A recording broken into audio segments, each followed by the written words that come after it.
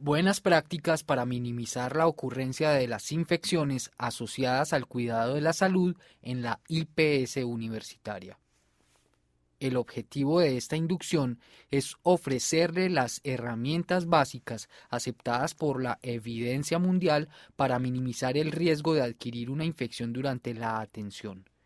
Entre ellas, la higiene de manos basada en la aplicación de la estrategia multimodal propuesta por la Organización Mundial de la Salud, OMS, para la mejora de la práctica, las precauciones estándar más allá de la higiene de manos, las precauciones por transmisión más allá de las precauciones estándar y el paquete de medidas aplicadas en la organización para la prevención de las infecciones más prevalentes. A su vez, la estrategia multimodal para la mejora de la higiene de manos propuesta por la OMS tiene 5 componentes. Contar con una infraestructura suficiente que permita disponer de agua, jabón, toallas y alcohol en el lugar de atención. Formar acerca de la técnica y las indicaciones. Hacer seguimiento de la práctica e infraestructura.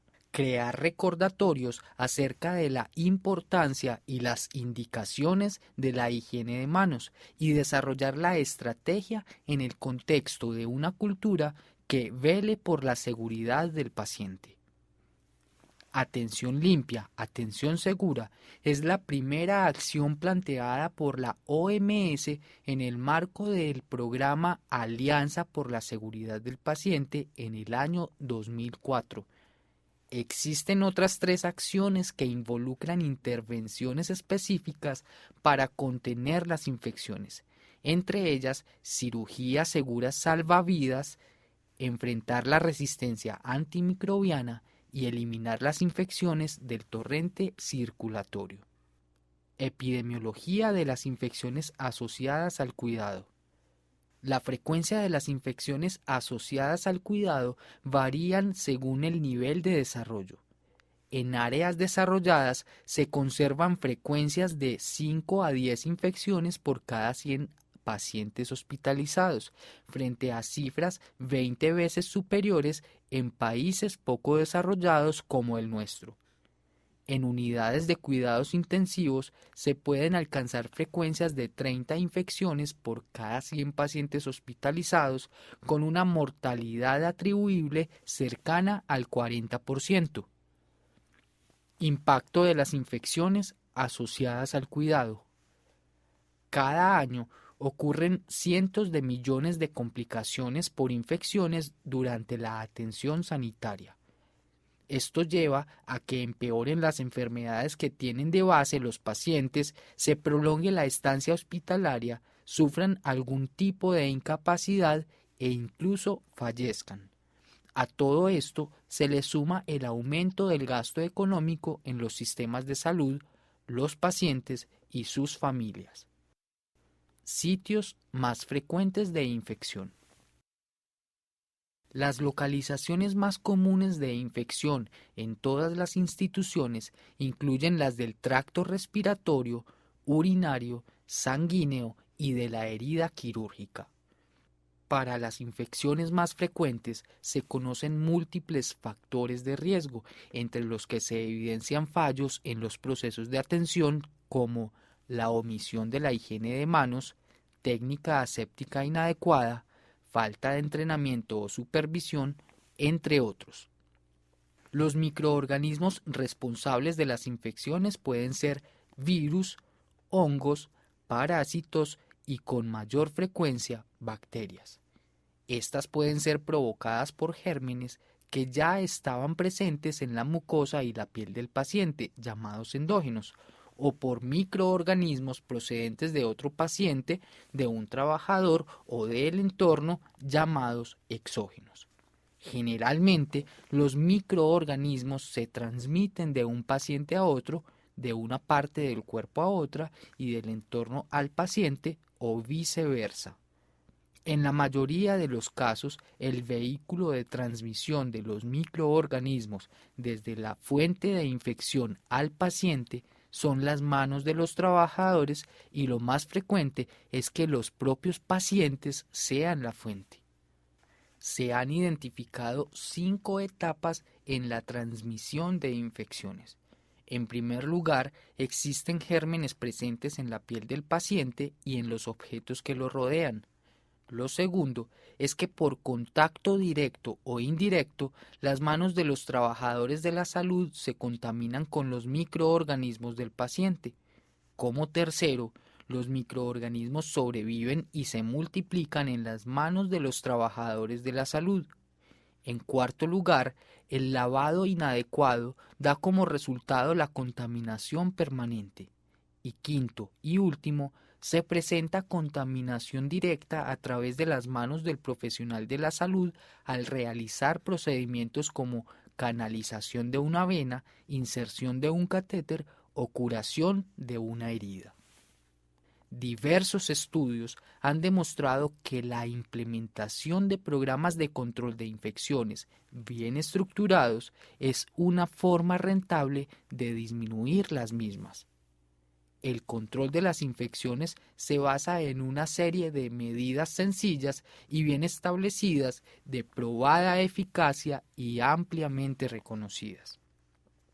Dentro de las estrategias para el control de infecciones, las precauciones estándar comprenden los principios básicos obligatorios para todas las organizaciones de salud, cuya aplicación se extiende a todos los pacientes que reciben atención. La higiene de las manos constituye, en gran medida, el núcleo de esas precauciones estándar y es indiscutiblemente la medida más eficaz para el control de las infecciones.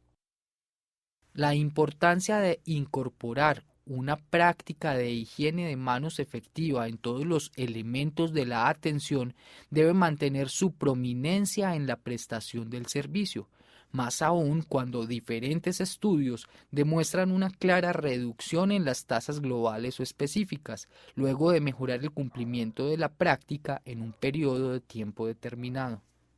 Por ejemplo, en unidades de cuidados intensivos se ha descrito como aumentos de la adherencia en la higiene de manos de 14 a 73% han logrado reducir la tasa de infecciones de un 33 a un 10%.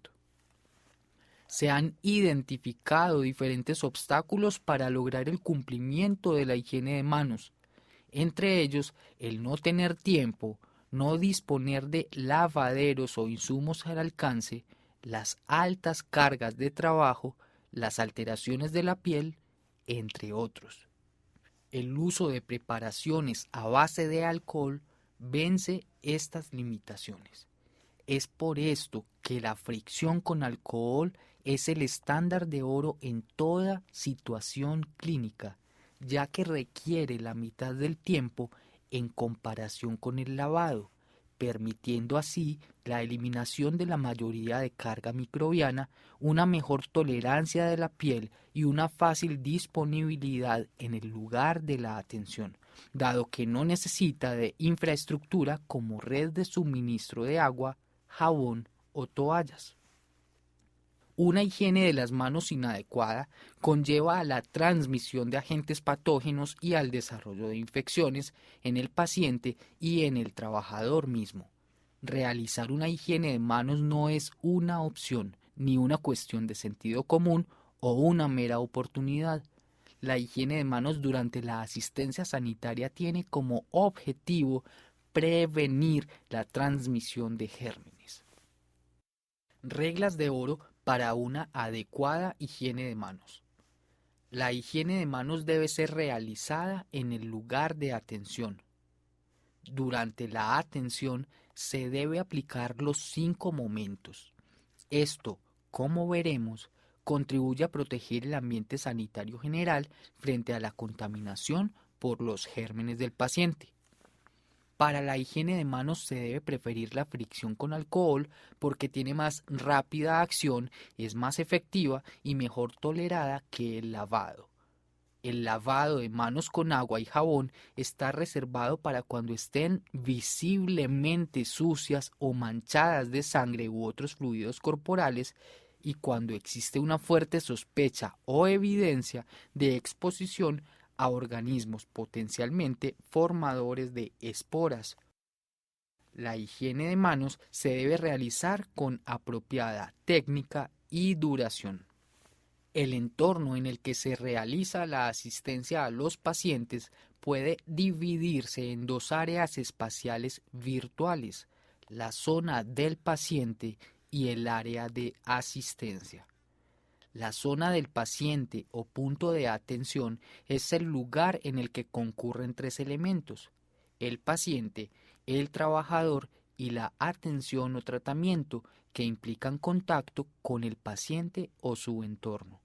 Esta zona incluye, además del usuario, todas las superficies inanimadas que se encuentran en contacto físico directo con él, tales como las barandillas de cama, mesita de noche, ropa de cama, tubos de infusión y otros equipos médicos. También abarca las superficies que suelen tocar los profesionales sanitarios cuando atienden al usuario, como monitores, picaportes, botones y otras superficies de contacto.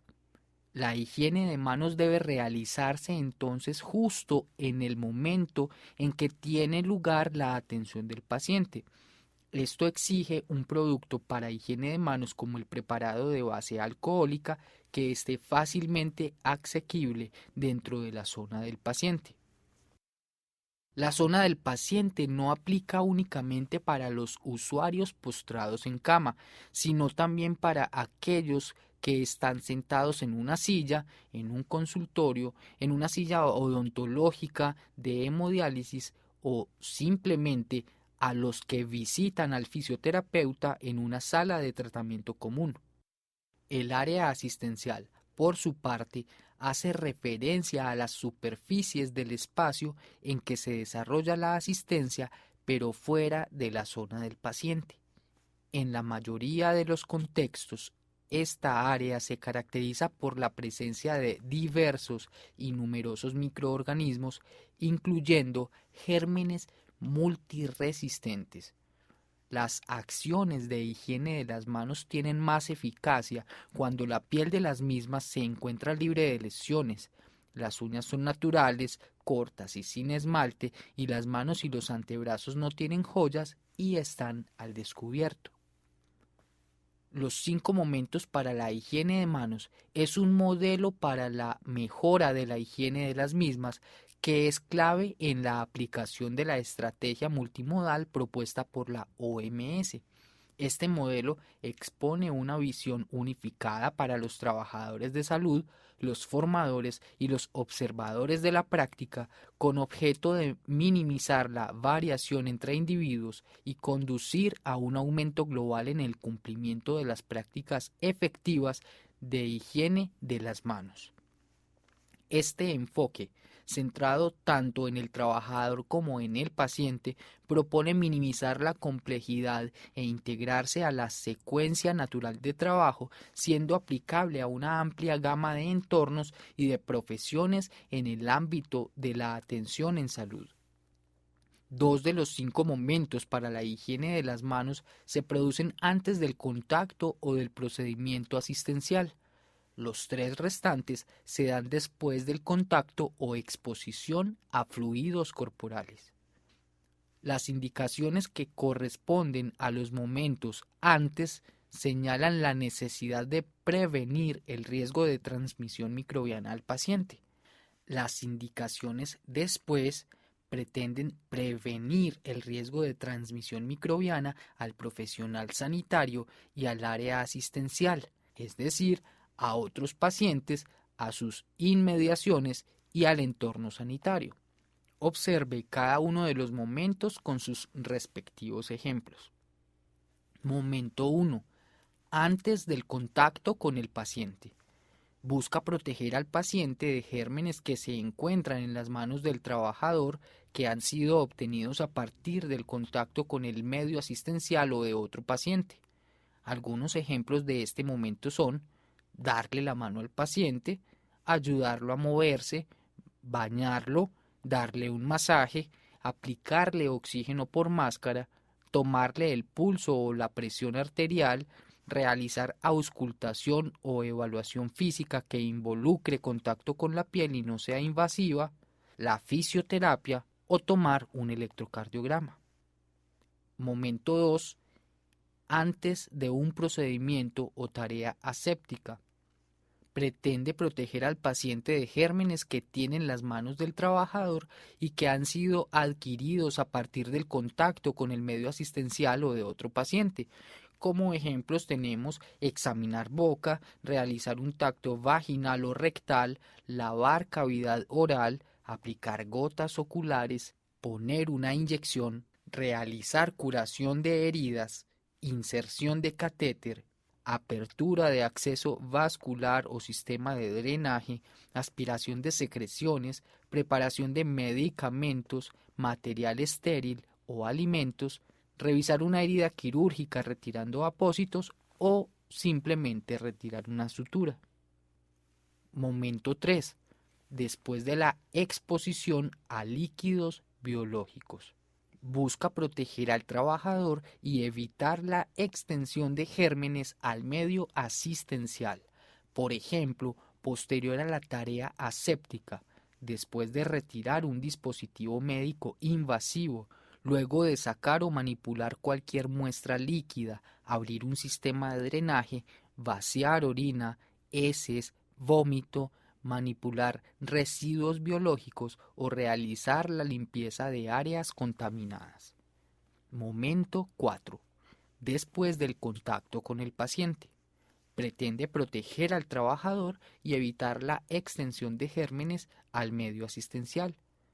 Ejemplos: luego de las actividades que involucran el contacto con el paciente, en otras palabras, después de cualquier actividad enumerada en el momento 1.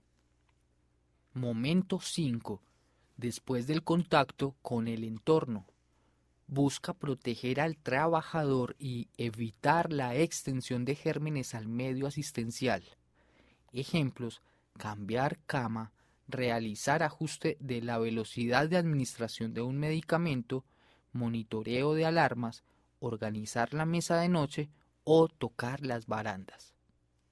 La IPS universitaria adopta los 5 momentos para cada contexto de atención, entre ellos cirugía, atención hospitalaria y atención ambulatoria, que incluye además hemodiálisis, odontología y pediatría. Observe los 5 momentos en cada uno de estos contextos.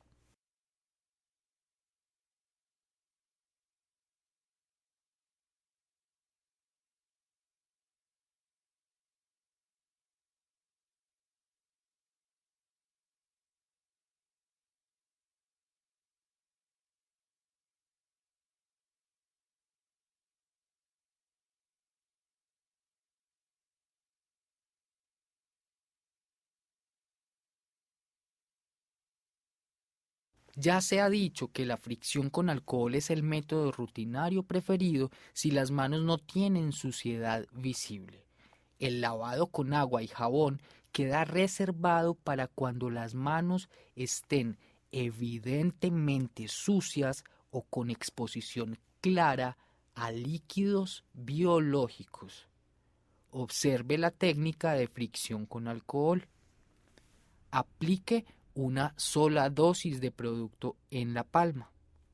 Hágalo oprimiendo la palanca del dispensador de alcohol con el codo. Frótese las manos suavemente, palma con palma. Continúe frotando el dorso de la mano izquierda con la palma derecha, con los dedos entrelazados y viceversa. Luego palma con palma con los dedos entrelazados. Entrelace los dedos dentro de las palmas de la mano opuesta, ubicando el dorso de los dedos contra la palma opuesta con los dedos encogidos. Frote el pulgar haciendo movimiento de rotación entre la palma de la mano opuesta y viceversa. Frote las palmas con las puntas de los dedos en sentido circular. Hágalo con las 2 manos. El proceso debe durar entre 20 y 30 segundos. Tiene como resultado manos limpias. A continuación, observe la técnica de lavado con agua y jabón. Moje sus manos con agua. Aplique una sola dosis, dispensando con el codo. Frótese las manos suavemente, palma con palma. Continúe frotando el dorso de la mano izquierda con la palma derecha, con los dedos entrelazados y viceversa. Luego palma con palma con los dedos entrelazados. Entrelace los dedos dentro de las palmas de la mano opuesta, ubicando el dorso de los dedos contra la palma opuesta con los dedos encogidos. Frote el pulgar haciendo movimiento de rotación entre la palma de la mano opuesta y viceversa. Frote las palmas con las puntas de los dedos en sentido circular. Hágalo con las dos manos. Enjuague con agua, manteniendo los dedos siempre por encima de la muñeca. Seque con toalla limpia en una sola dirección de la parte más limpia hacia la muñeca, sin devolverse. El proceso debe durar entre 40 y 60 segundos. Tiene como resultado manos limpias. Uso de guantes. El uso de guantes es complementario a la higiene de manos. En ningún momento la reemplaza. De hecho, la utilización de guantes sin higiene de manos favorece la transmisión de infecciones.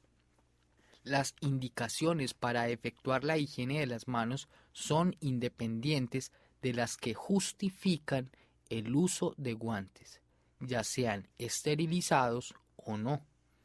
El uso de guantes no modifica ni sustituye la realización de la higiene de manos.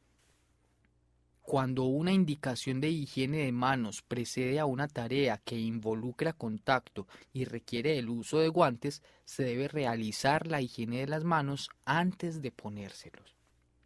Cuando una indicación sigue a una tarea que conduce al contacto y requiere el uso de guantes, debe realizarse la higiene de manos después de quitárselos.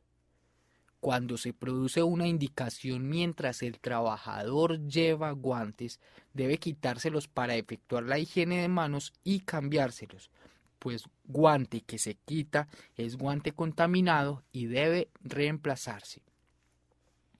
El uso de guantes no condiciona las indicaciones para realizar la higiene de manos. Más bien, la higiene de manos influye en el uso apropiado de los guantes. Observación de la higiene de manos. El principal propósito de la observación es demostrar el grado de cumplimiento de la higiene de manos entre los trabajadores y evaluar el tipo y la calidad de la técnica que se emplea para realizarla. Los resultados de la observación también ayudan a determinar cuáles son las intervenciones más apropiadas para fomentar, educar y formar en la higiene de las manos. El papel principal del observador consiste en analizar de forma directa y objetiva las prácticas y recoger datos sobre la higiene de las manos. Antes de hacerlo, los observadores deben familiarizarse con las 5 indicaciones y los conceptos subyacentes que deben ser capaces de aplicar, identificar, diferenciar y explicar. Las precauciones estándar son directrices recomendadas por los Centros para el Control y Prevención de la Enfermedad, CDC, para reducir el riesgo de transmisión de patógenos por la sangre y otros patógenos en los hospitales. Las precauciones estándar se aplican a la sangre, todos los líquidos, secreciones y excreciones corporales, salvo el sudor, independientemente de que contengan o no sangre, la piel no intacta y las membranas mucosas. Elementos de las precauciones estándar. Los 6 elementos que componen las precauciones estándar son los siguientes: higiene de manos, equipo de protección personal, disposición de elementos cortopunzantes, disposición de desechos, técnica aséptica y descontaminación de equipos. Miremos. Higiene de manos, de la que ya hemos hablado. Equipo de protección personal.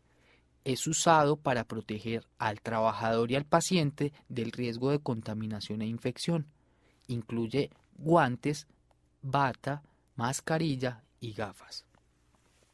Disposición correcta de elementos cortopunzantes. El manejo seguro de estos elementos considera lo siguiente: mantener la manipulación de objetos cortopunzantes al mínimo posible, jeringas y agujas eliminadas como una sola unidad en recipientes apropiados para su desecho final. Estos recipientes deben estar lo más cerca posible al punto de uso. Las agujas no deben ser reencapuchadas. Las agujas no deben ser dobladas antes de su desecho. Se debe garantizar eliminación y transporte seguro de objetos cortopunzantes. Los recipientes deben cumplir con los estándares locales y no ser llenados más de 2/3. Disposición segura de desechos. La separación de los desechos en el punto de producción es crítico para el manejo seguro. Por eso, se debe garantizar el depósito, transporte y desecho final. Para que esto pueda llevarse a cabo, debe disponerse de recipientes de colores correspondientes que estén ubicados cerca al punto de producción y que sean reemplazados sin sobrepasar las 3/4 partes de su capacidad. Deben estar asegurados y marcados apropiadamente. El trabajador tiene responsabilidades en relación a la disposición de desechos. Ellas son: estar familiarizado con la política de desecho, reportar situaciones peligrosas tan pronto como sean identificadas, no manipular desechos para los cuales no conozca el método de disposición, emplear equipo de protección como guantes, mascarilla y bata si corresponde, responsabilizarse de su propio cuidado e higiene, recolectar, marcar y transportar correctamente los desechos y vigilar su correcta clasificación. El quinto elemento de las precauciones estándar es la asepsia. La asepsia es un proceso que busca evitar que microorganismos o gérmenes entren a sitios corporales por medio de una herida en cirugía, un catéter intravascular o durante la inserción de una sonda vesical. De este modo, permite controlar el riesgo de infecciones como consecuencia de procedimientos. Para lograr esto es preciso lo siguiente: garantizar que el área donde el procedimiento es realizado sea lo más limpia posible. Procurar que en el lugar exista la menor turbulencia de aire, distribución de polvo o material particulado posible. Realizar higiene de manos antes del procedimiento en el contexto del segundo momento. Utilizar siempre material y equipo estéril. Usar guantes y campos estériles. Garantizar que el personal que realiza la actividad conozca el procedimiento. Descontaminación de equipos. Se refiere al proceso que permite remover de los equipos microorganismos que podrían haber quedado en él después de la actividad. Lo que pretende es dejarlo nuevamente seguro para volver a emplearlo. La inadecuada descontaminación es frecuentemente asociada con brotes de infección. Esta incluye limpieza, desinfección o esterilización según corresponda. Precaución por transmisión. Corresponde al conjunto de medidas que adopta el trabajador de la salud ante la sospecha clínica o la confirmación bacteriológica de la presencia de microorganismos patógenos en el paciente transmisibles por aire, gotas o contacto. Estas medidas tienen como objetivo evitar la transmisión de enfermedades infecciosas. Los microorganismos derivan principalmente de una fuente humana. Los reservorios humanos incluyen al paciente, trabajador de la salud, personal de apoyo y visitantes. Estos pueden tener infecciones activas, asintomáticas o en periodo de incubación, o pueden estar colonizados por agentes patógenos particularmente en el tracto respiratorio y gastrointestinal. Se reconocen 3 tipos de transmisión de microorganismos: por contacto, por gota y por aerosol. El contacto es la forma más importante y frecuente de transmisión dentro de un hospital. Esta puede ser en forma directa, de paciente a paciente, del trabajador al paciente o viceversa, sin que intervenga un objeto o persona, o indirecta, por medio del contacto del paciente con objetos inanimados contaminados con microorganismos. Dispositivos como termómetros y monitores de glucosa pueden transmitir si están contaminados con sangre o líquidos corporales y son compartidos sin limpieza o desinfección previa. Entre las enfermedades transmitidas por contacto están las infecciones por gérmenes multiresistentes, infecciones gastrointestinales por ruta fecal oral, la varicela y zóster diseminado y la influenza del tipo AH1N1. Dentro de las precauciones por contacto tenemos las siguientes. Cuando no se disponga de habitación individual para el paciente, se debe ubicar con otros pacientes que tengan el mismo microorganismo. Si lo anterior no es posible, se debe ubicar a los pacientes a 1 metro de distancia entre ellos. Es necesaria la utilización de guantes y la higiene de manos. El profesional de la salud debe tener guantes puestos cuando entre en la habitación. Los guantes deben estar limpios, no es necesario que sean estériles. Durante los procedimientos del cuidado es necesario cambiarse los guantes después de tener contacto con material contaminante. Los guantes deben ser retirados antes de dejar la habitación e higienizarse las manos inmediatamente, incluyendo el alcohol. Cuando se trata de infecciones por Clostridium difficile, se requiere lavado de manos. Después de quitarse los guantes y lavarse las manos, el profesional se debe asegurar de que las manos no toquen superficies potencialmente contaminadas o material de la habitación. Esto evita la transmisión de microorganismos a otras personas o ambientes.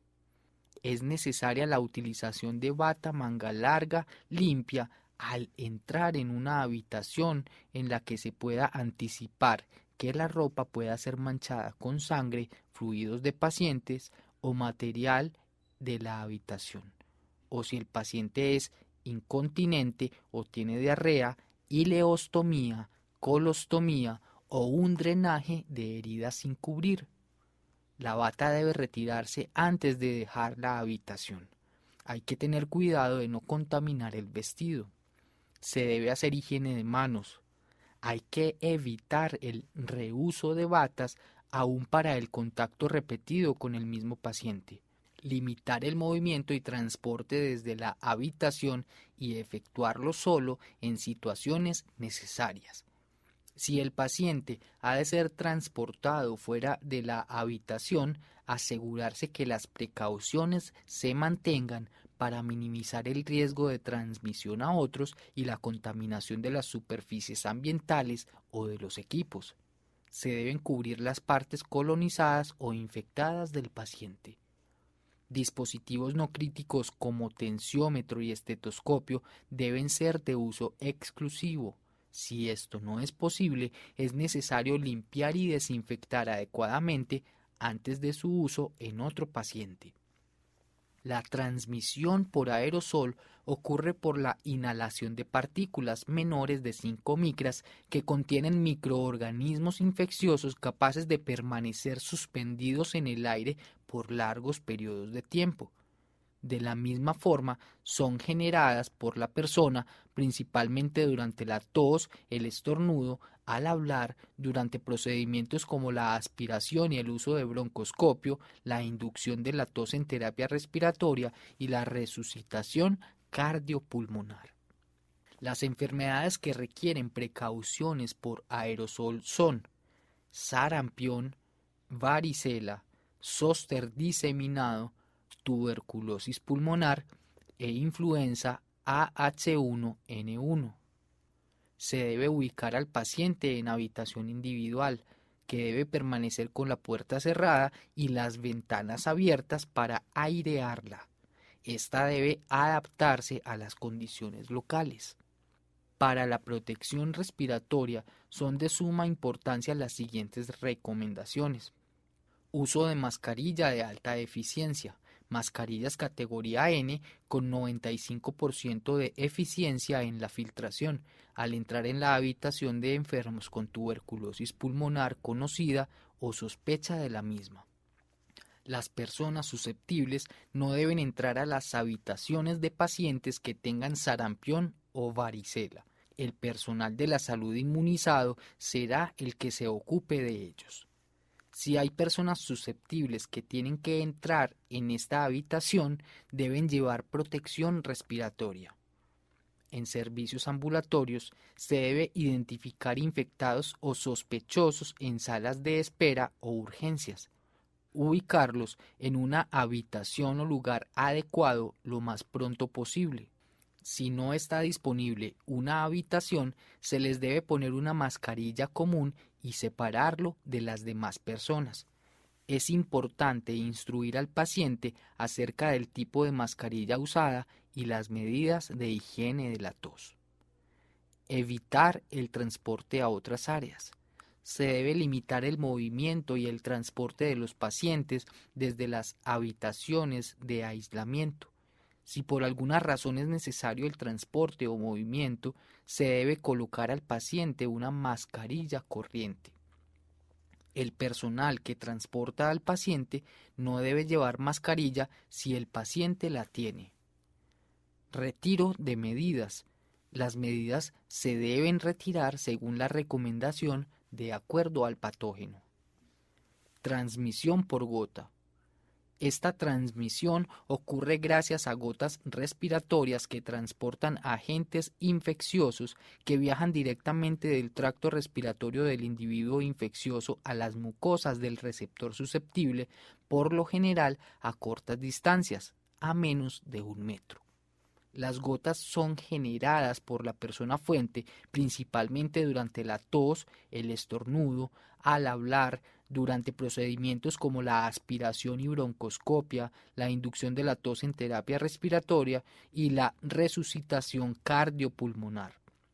La mucosa nasal, conjuntiva y con menos frecuencia la oral son puertas de entrada para estos organismos.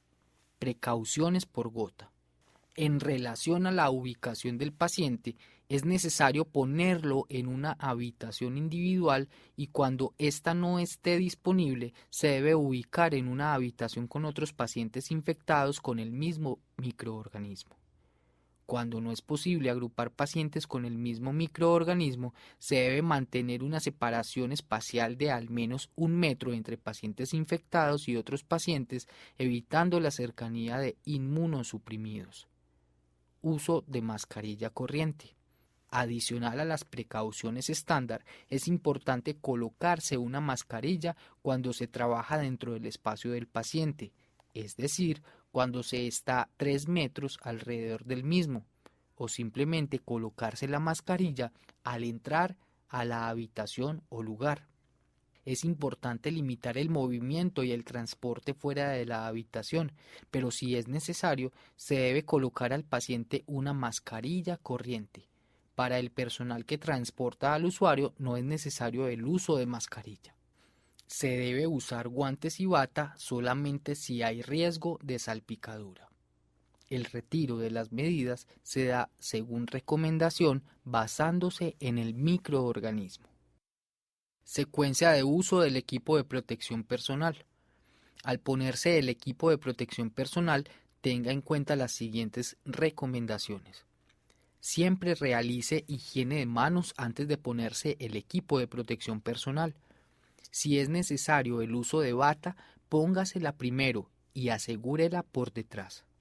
Continúe con la mascarilla de control de fluidos o de alta eficiencia según esté indicado.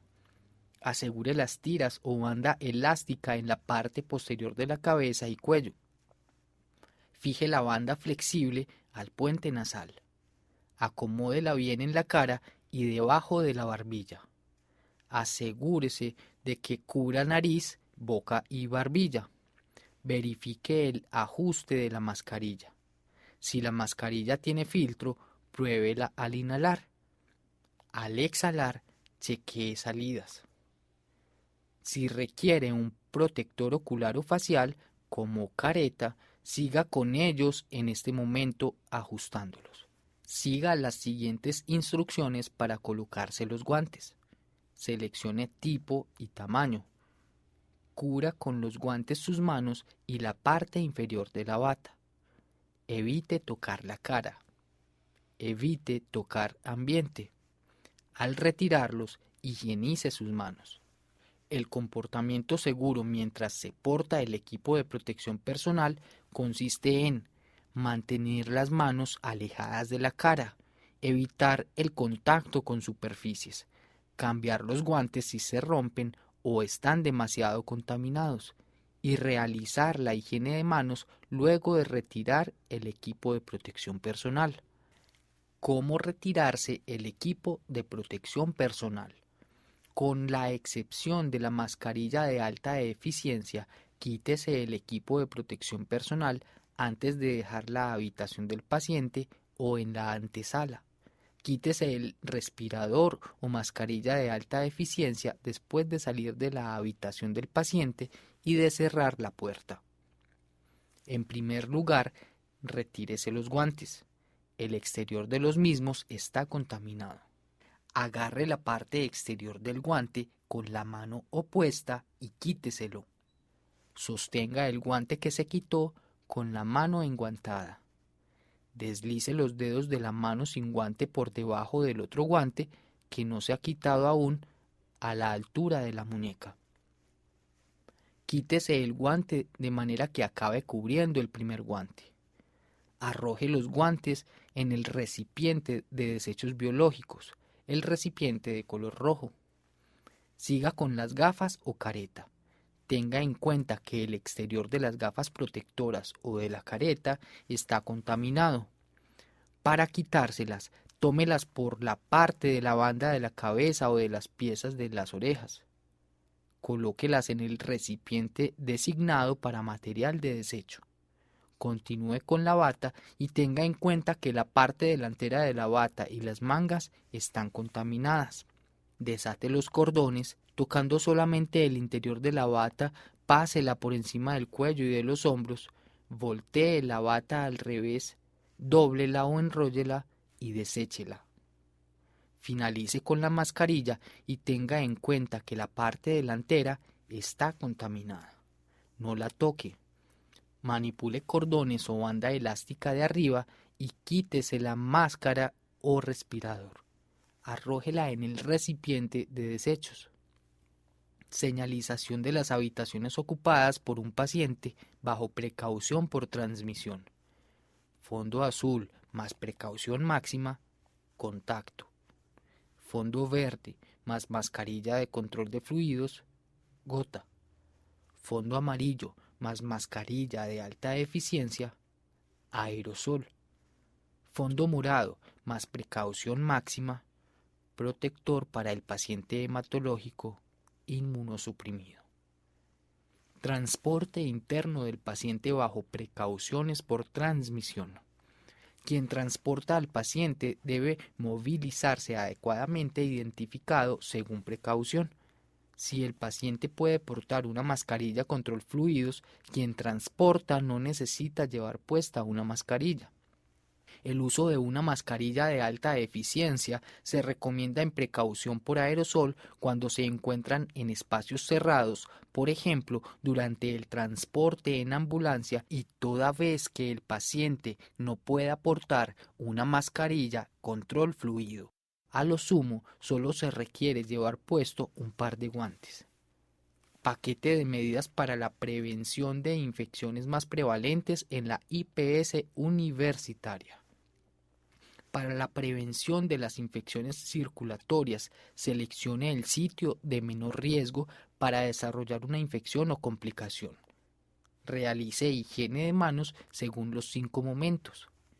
Para una antisepsia adecuada del sitio de inserción de un catéter, emplee clorexidina.